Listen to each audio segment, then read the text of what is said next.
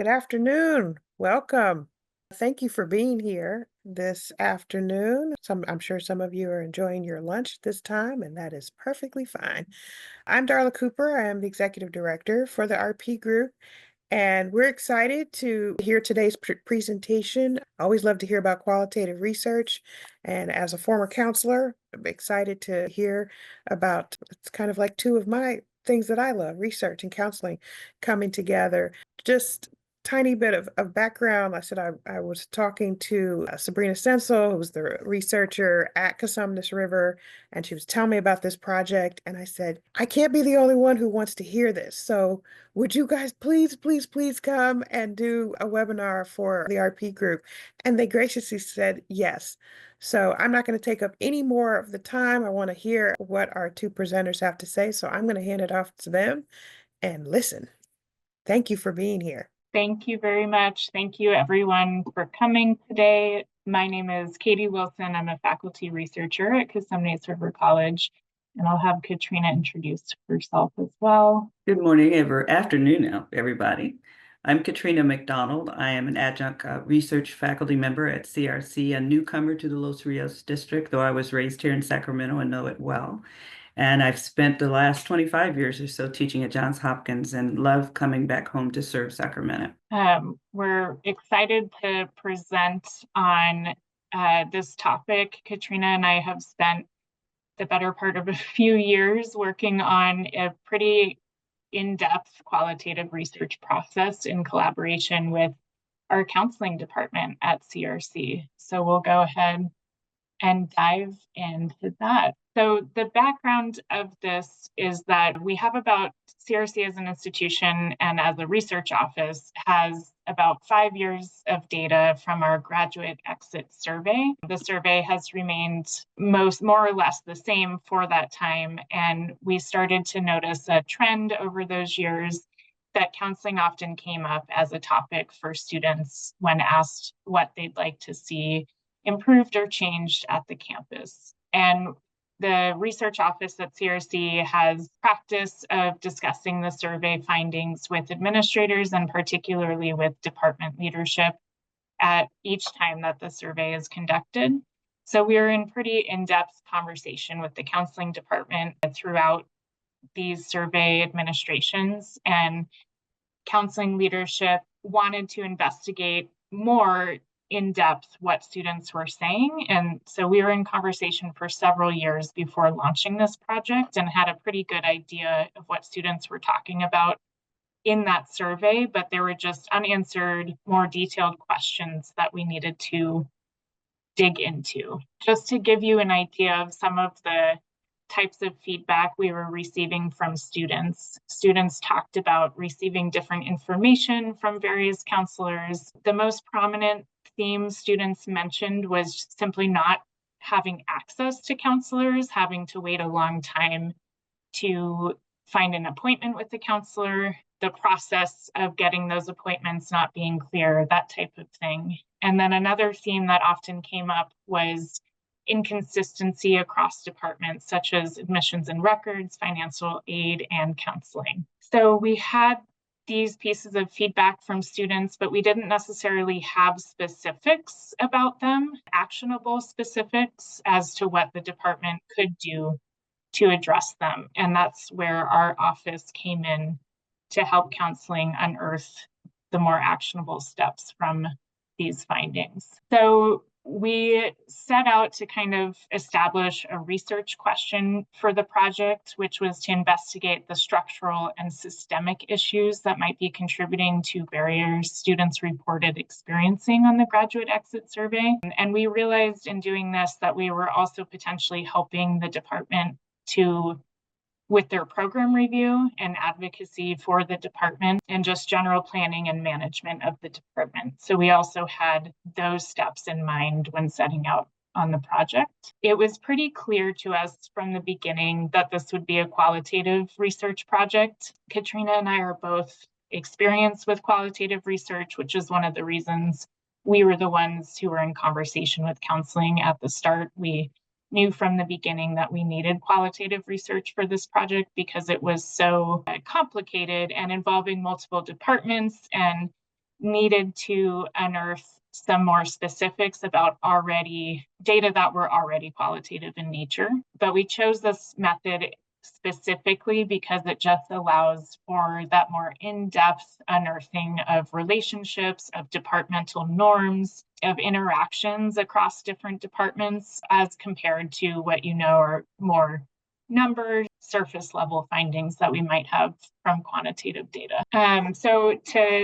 We subsetted out our research question into various topics. We went into this, both Katrina and I, knowing that we needed to establish some baseline information about counseling at CRC because we are not counselors, and we needed to approach it from the beginning and understand how counseling functions at the campus. So we needed to describe the basic organizational structure of counseling. We have something at CRC called student success teams, which consist of, we have career and academic communities. Some of you might know from guided pathways, a lot of campuses have their variation of this, but these are the general groupings of our majors on campus. And within our CACs, we have success teams, which consist of a counselor, a student success coach, who is a classified professional who works with our counselors to help promote success for students and provide students another touch point. They consist of discipline faculty and discipline leadership. And these are teams that work together to promote success within a specific area of study. We needed to understand those teams more ourselves, especially coming out of the pandemic, and we heard of some disruption in these teams. We also are unfamiliar with the educational experience and training of counselors, not having gone through that ourselves. And so we wanted to know more about that and kind of what information counselors are receiving in their training that then translates to students. Variation in everyday counseling practices and the challenges that counselors experience when working with students. We knew we specifically wanted to learn about access to counselors and success coaches and the booking procedure, having heard from students on the survey that this was somewhat complicated. And we also wanted to learn about the technology and case management that the department was using. This seemed related to some of the questions students were raising. So starting from the beginning, today we're kind of discussing the methodologies that we used. And so at the very beginning of this project, we kind of laid out the steps and logistics that we needed to take to execute a successful qualitative research project. We collected participant consent forms from everyone who certainly participated in an interview with us, but also from folks who were present at department meetings that we shadowed, knowing that we would only want to use quotes from those participants at those meetings if they had consented to their use. And we established the techniques that we would use and a tentative schedule that we would adhere to for the research. We knew that this would be a lengthy process because we did want to interview as many people as we possibly could. We did develop an interview guide and conducted a pilot test of it and then adapted it to future interviews. And we discussed how we would manage coding. With the two of us coded all the responses. And so we needed to establish a software for doing that. And just the complexities of coding across two people, we discovered we knew from the outset we needed to be in constant dialogue about how that coding would work and making sure that we were on the same page about that process. And we also knew from the start that there might be different potential audiences for our final report. So just keeping that in mind, we'll talk about that a bit towards the end when we talk about drafting the final report. So the specific qualitative research techniques that we employed were primarily intensive interviewing of counseling center personnel. This included counselors, student success coaches, classified professionals working within counseling. We also conducted workplace shadowing of counselors, department meetings, and also an annual retreat that counselors were involved in. That was a very cool experience, and we received a lot of in-depth data from the workplace shadowing, and it really helped us contextualize all of our findings and understand the functionings of the department. And we also conducted one interdepartmental focus group that involved staff from admissions and records, financial aid, and counseling, knowing that these three departments work in tandem to support students, and knowing that students had talked about the theme of these departments working together. Just one note on workplace shadowing that I didn't cover on the previous slide. We did go to those departmental meetings and retreats, but we also were able to see, we have a center on campus called the College Center. This is often where students go for their first intake while at CRC.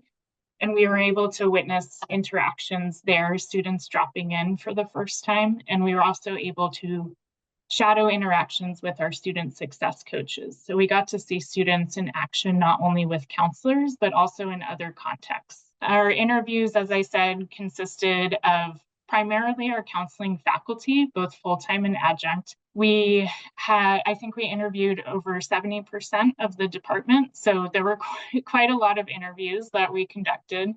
We also talked to the leadership and management, and we talked to student success coaches and classified staff in the area. And then again, that interdepartmental focus group consisted of counseling,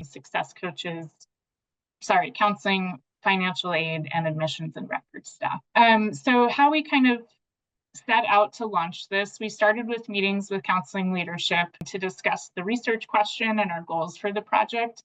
We also used these opportunities to foster in with the department. We didn't need to do a lot of that. I want to say one of the major successes of this project was really due to our counseling department's willingness and eagerness to conduct this research.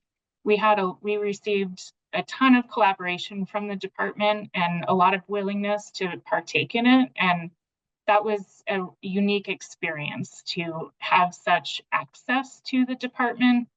We felt that we were always welcome at any meeting.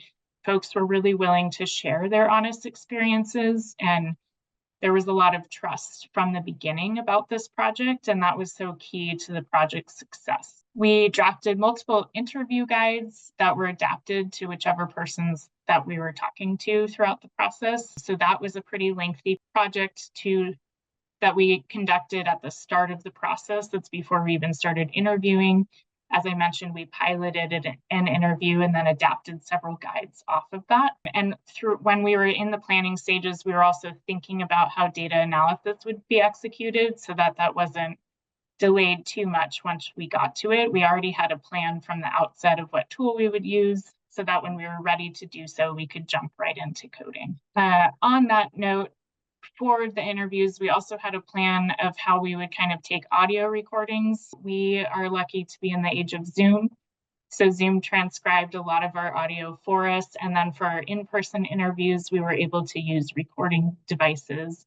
That made the transcription a lot easier. And then the normal scheduling chaos of scheduling all the interviews and determining the role of each interviewer for each scheduled session. So Katrina and I were usually both at every single interview. One of us acted as the interviewer and the other one was the note taker. That helped alleviate some concerns about biases and how the questions were delivered and also interpreted, because we were both at every interview. And then we also had the field notes from the person who was observing. They're able to observe much more detailed interactions, like reactions from the interviewee, those types of things that you can take note of. On our data transcription, some things that we discovered and tips that we have, we transcribed a ton of our interviews ourselves, and that was a very lengthy process. We discovered that thanks to Zoom's transcription feature, this was made easier because we were able to just edit the transcription as it was produced by Zoom. There are, of course, errors in that process, so we did have to go through each of those transcripts to edit those errors and make sure they were accurate. And then we did hire out some of the transcriptions, particularly when they were not transcribed or the ones that were riddled with just a ton of errors. We were able to get those transcribed by a professional service for a relatively cheap cost, and that is almost more cost effective than doing it yourself. It just depends on the funds that you have available. And so that was one of our biggest takeaways, is to see what types of automation you can take advantage of in the transcription process, because if you leave an interview with the transcription pre-done, that just made the process a lot easier. So we used a combination of all of these and kind of learned through that process. And that is a big takeaway, I think, on that, is working from an existing transcription is much better than transcribing from scratch. So once we had all of that data in hand, we had to figure out how to organize it so that we could address each of the research questions that we put together for this project. And so it takes an awful lot of reading and rereading and getting to know each of the interviewees intimately, but at the same time, figure out what's percolating to the top of the stack.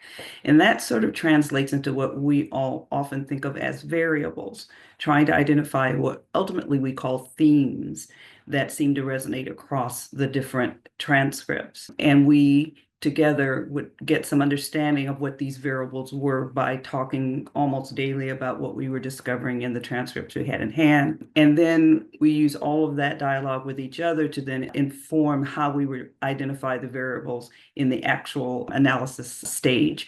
And that required us to theorize a bit about what we thought was going on, but also, most importantly, to look at the evidence that we gathered and how that matched with what we learned through literature review.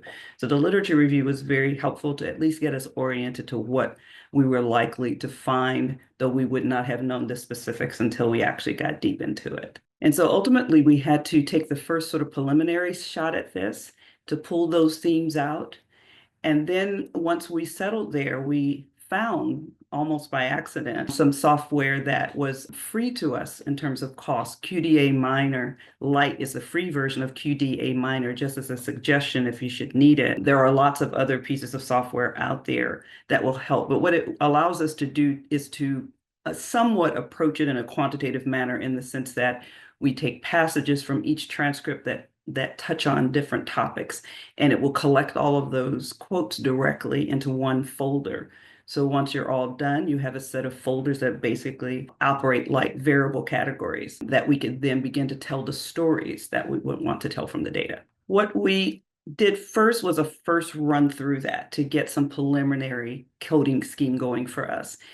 And the topics are broad, and they stem largely from the interview questions we originally constructed. So we wanted to get a grasp of how people discuss the division of labor, all of the roles involved in running the office. And we also had a category, of course, looking at the ways in which the counseling department went about its case management and what technology they had been using to do so. And then we also gave additional attention, a broader attention to what we had initially thought about, which were standard operating procedures, right? How they collect the information that they have from students, or what any kind of information that they use on a day-to-day basis. How do they collect it? How does it get distributed among the different players of the office?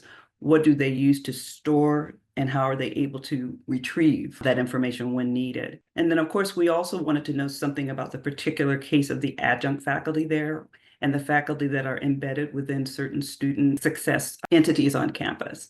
And we wanted to see how well they were integrated and included in both spaces, and both where they were embedded, but primarily there in the main counseling office. And so ultimately, we had to rework those categories a few times. I think we actually went through almost 2 full rounds of coding to settle on what we thought were the dominant themes. And this is what the final report looks like in terms of organization. To be fair, I think we probably had 4 or 5 iterations of this before we settled, but we maintained, as you see, the primary language, but the subcategories were much more refined by this point. So the report does give a discussion of how people understood the division of labor in counseling, and looking at all the things that are done in different levels of that labor.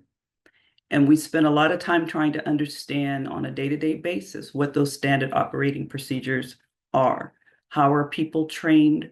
What type of training do they need to have coming in? What seems to be the most satisfying experience of the training in the actual job? Again, looking at where all of their paperwork is stored. Electronically, there's plenty, and there's also paper, but we just wanted to know how people were managing the fodder that they worked with every day.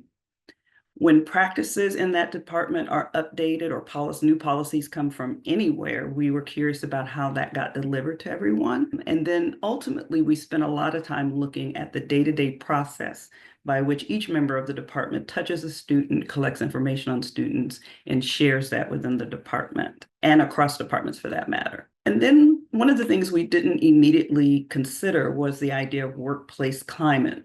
But we found a lot of conversation throughout our transcripts about people talking about what it's like to work in the counseling department. And so some of the issues that arose were the inclusion of adjunct and categorical counselors on a day-to-day basis, whether they felt that they were part of the full life of the department, how much diversity and representation of different groups were among the faculty themselves or the counseling body at large. What did we learn about how success coaches and counselors were operating in tandem to each other? Was it working well? Were there special areas of concern? And lots about the counselor workload, as it should not be surprising to most of us to understand that the amount of work that they are asked to do on a daily basis, how they were managing that and feeling about it. And we felt that all of those issues contributed to the climate of the department. And then we managed to squeeze out 5 conclusions and recommendations that we thought were useful to offer as the department considers how it wants to proceed in the future. And so some of the things we offer to you today are tips for writing that report. It really takes some time to think about the best information to include and how to organize the thoughts so that everyone has a chance to digest it in a useful way.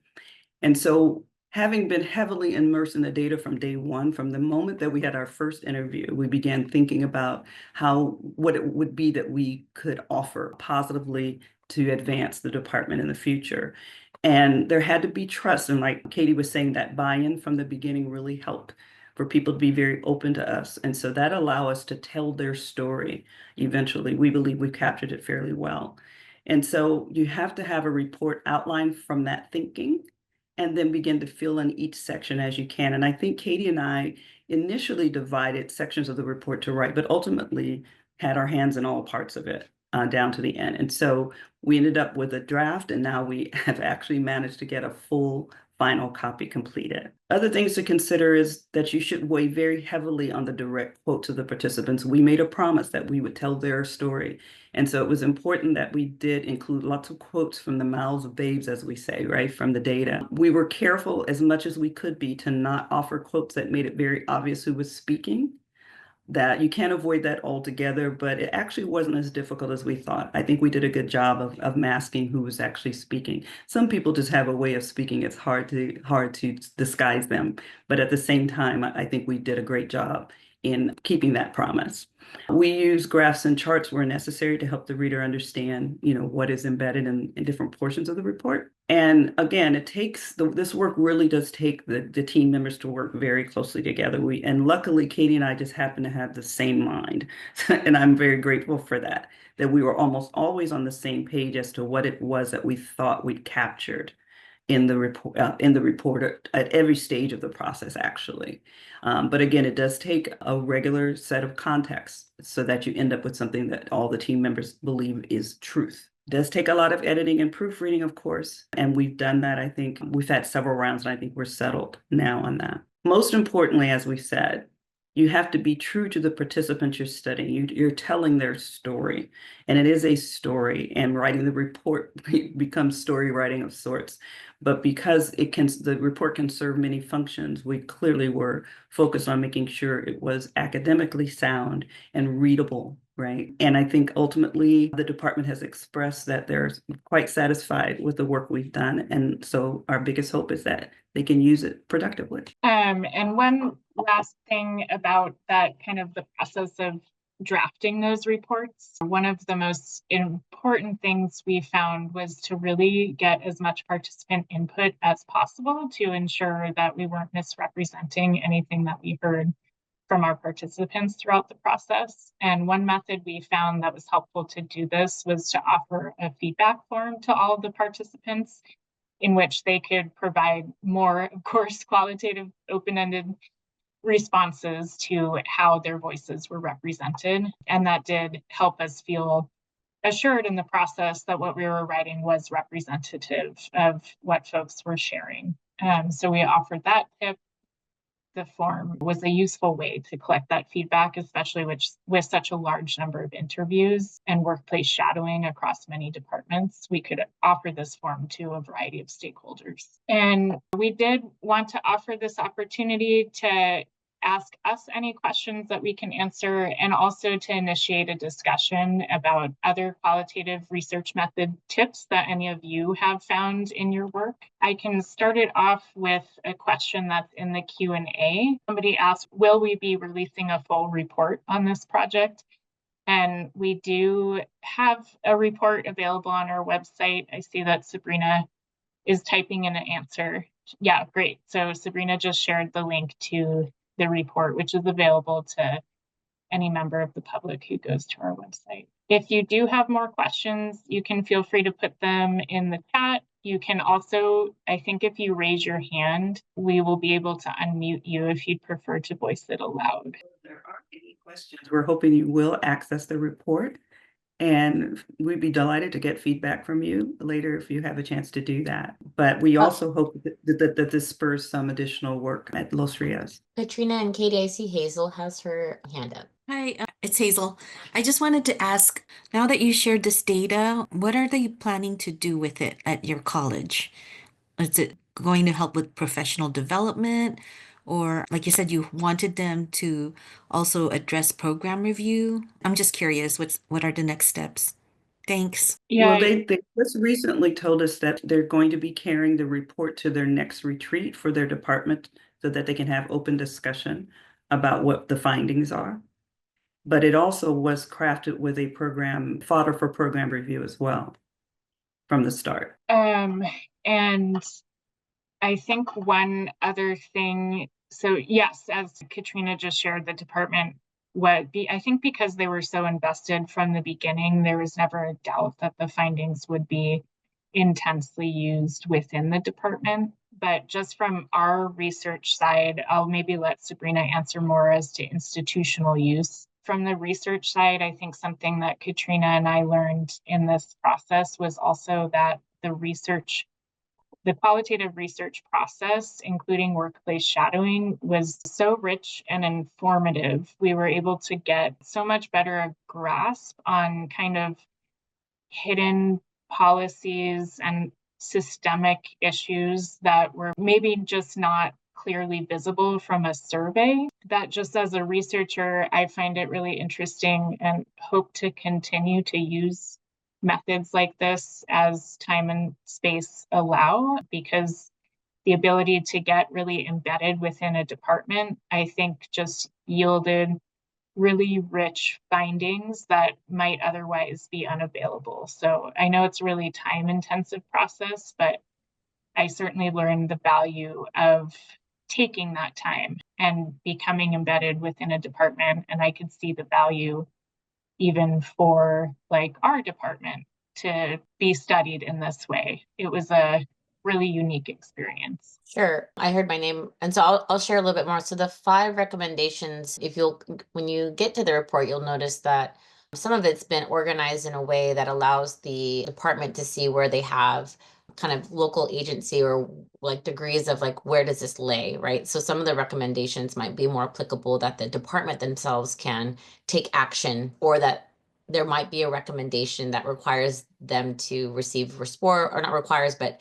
demonstrates the need of support from either college leadership or higher. We are a multi-campus district, so one of the findings regarding some of the findings that felt more contractual, since they're represented by a collective bargaining agreement, felt more like that should be something that's addressed at that district-wide level or with their collective bargaining, like that, and also to have conversations with their sister colleges on areas that had that level of like decision making, if you will. And then there are a few more questions. I'm going to see if I can answer any of them. Oh, they're more technical. So there's 3 questions, and the first one is, I'll just ask them out loud so we can have a conversation, is, can I ask what feedback you get after presenting the preliminary finding? So Katie and Katrina, back when in the, I think this was last spring prior or fall, when you presented your I think it was last fall, when you presented your preliminary findings at the department meeting. Can you, if you recall what that feedback was like? I think that's also when you gave them the link to the feedback form, and then we'll go to the next question. Well, we found, I mean, their responses were that they were grateful that we were able to give them such rich information to work from. They just seemed to be very comfortable with the process and what we handed them, and they wanted to spend time gleaning through it. But again, now they're poised, to have an open conversation about what truly has been learned through the process for the department. Yeah, and we received some more, not necessarily minor, but more technical feedback as well. So, for example, we were using a term embedded counseling in a way that it's not typically used within the department. So we were able to change our terminology there so that it would be familiar to the department and more appropriately used. And so that process of doing a presentation prior to editing and releasing a final draft was super important, and I think made the report so much richer.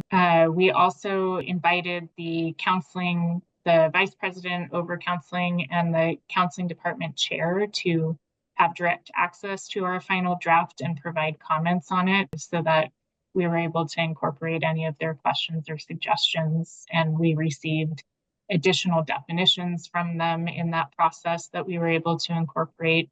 And some useful graphics. Yeah. I'll ask the next question out loud for everybody that was asked is, could you tell the audience more about yourselves? Do you teach courses at CRC, or do you work in the research department? Just more, maybe revisit your intro or your background for those that joined after we started. Katrina, I'll have you go first. As I mentioned, I am relatively new back home to Sacramento. I spent 25 years teaching in the sociology department at the Johns Hopkins University. I received my PhD from UC Davis. And currently I am an adjunct in the research office at CRC, but I'm also teaching as an adjunct at Sac State in the Women's and Gender Studies and Ethnic Studies department.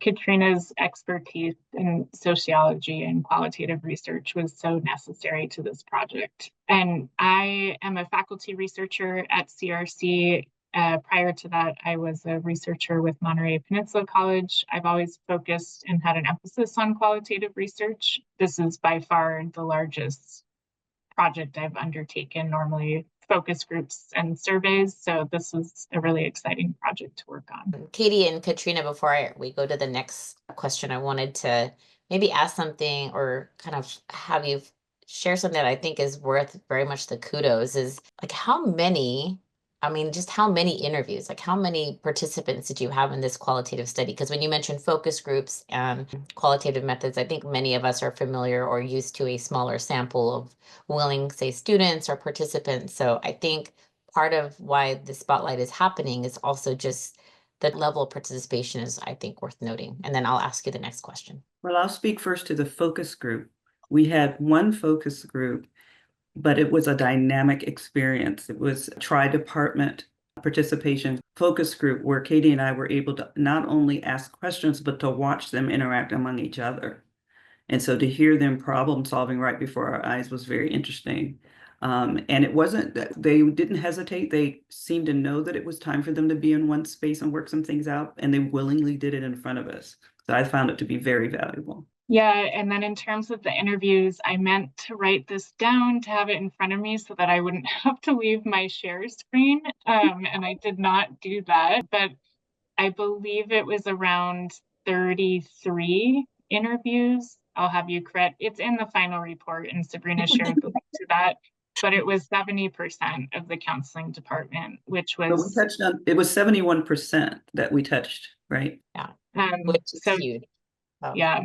Unprecedented, definitely, at least at our campus, and I think really speaks to the buy-in of counseling on the project. And I can't emphasize enough how important that was to this work. It would not have been successful without the level of access and trust that we had from counseling. Thanks, Katy. And then Katrina, you touched a little bit on this, but I'm going to revisit. There's a question for you both that is that they asked, or they started with, I'm really interested in the shadowing component of this work. Can you share more about this process? Who did the shadowing, and was there photography or video involved? Were you purely observing, or did you participate in some way? Our shadowing did not involve our interacting in any planned way. Most of it was literally sitting near or at the desks of different members of the department as they did their daily work. We literally just watched what they did over an hour plus time. So students may have been coming in and out. They may have had problem solving with an employee in front of us about something that had just happened.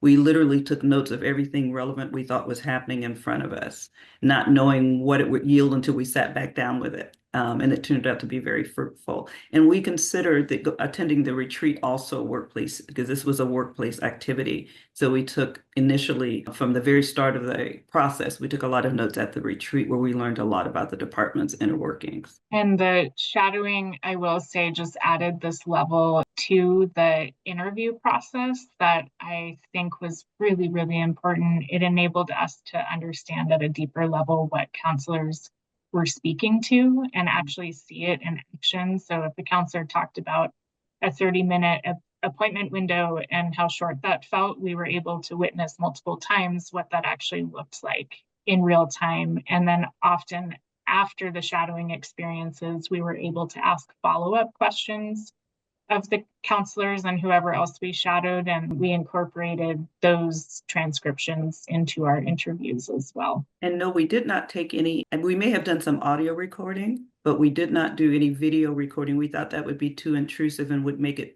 less natural a process in the spaces we were in. Okay, great. Last question so far. I know we have time for a few more if folks come up with a question or have one in mind.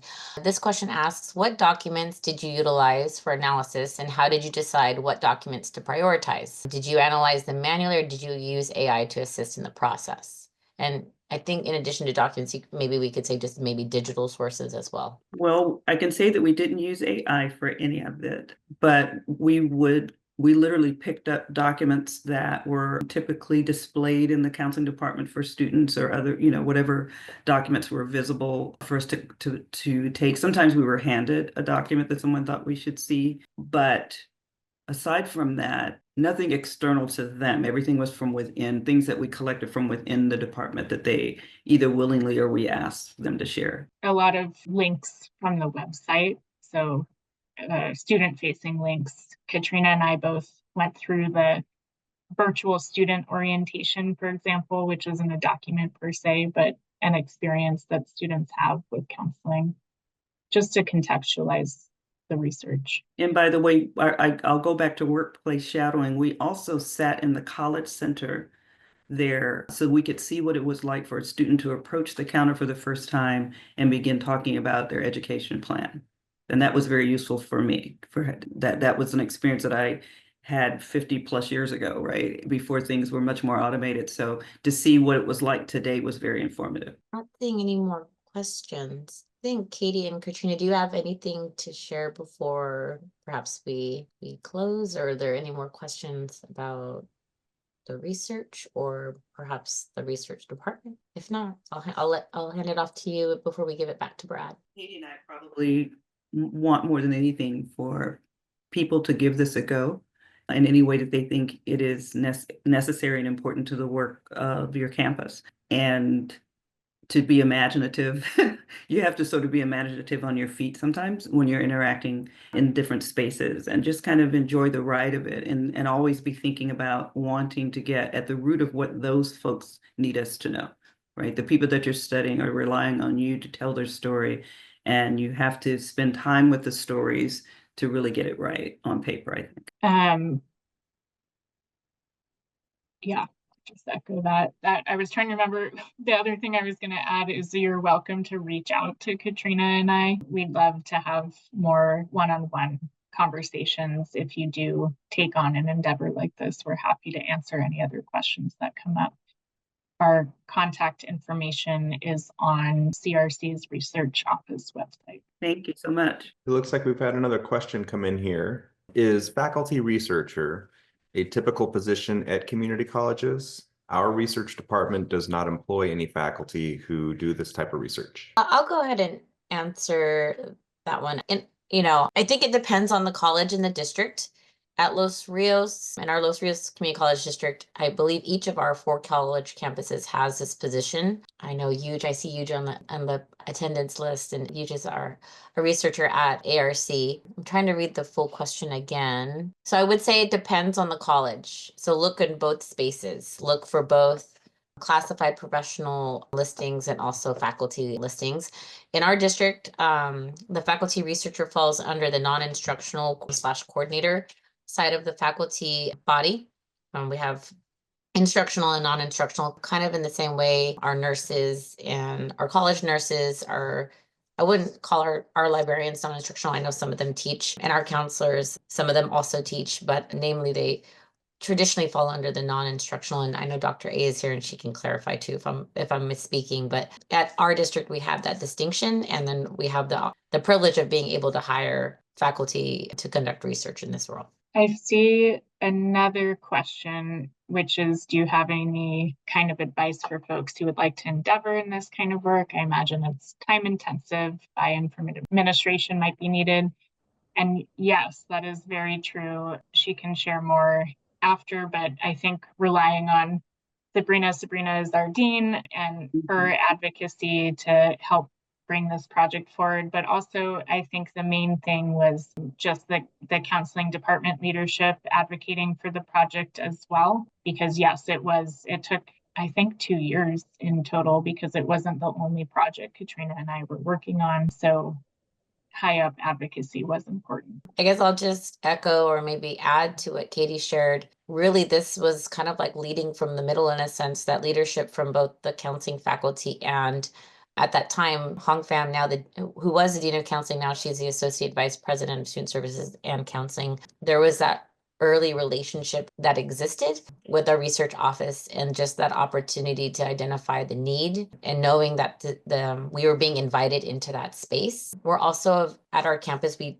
definitely have this, or we try to nurture that sense of culture of inquiry. And this was an opportunity for us to extend that in the qualitative space in ways that we've never done previously, aside from perhaps smaller sets of focus groups here and there, but nothing of this scale in terms of time and resources. And because we knew that this was important, and in my office, we report to the Vice President of Student Services. This was a project that we communicated early about that commitment, and we had support at that time. So I think what you said in the beginning, Katy, with your, just tapping on the importance of the relationships and leadership, and also just being able to have that trust and buy-in, all of those things were like key or essential things that really, really supported the success of this project. It really does help to be invited into this space, because we know we're not always. Well, I thank you. Thank you for me personally. Thank you on behalf of all the attendees. That was super helpful. Thank you for Sabrina jumping in and helping answer all those questions and get those questions answered. This webinar was recorded, so we will post this on our website in the coming week and a half, somewhere in that time frame. And we'll be sure to share the link as well to the report so people can have access to that. But I said I cannot thank Katrina and Katy and Sabrina enough for being willing to come and share their work. And hopefully we've got some converts on this call, some people who are going to try out some qualitative research. They may not have to do 30 interviews. That's when you guys said that. I mean, if I had been on camera, you would have seen me go, that's a lot. So I am appreciative and in admiration for your commitment to doing this, but it just shows what a difference the qualitative approach can make. And I know, counseling often is a target of negative comments, and so going in and partnering with them and listening to them and really coming from a place of, we want to make it better for students, of course, but also for counselors. And this is a way to do that. So thank you for being that example. Thank you again for being willing to share your work and your time with all of us. Thank you everyone for being here. Have a great rest of your day and a great weekend. You too. Okay, bye.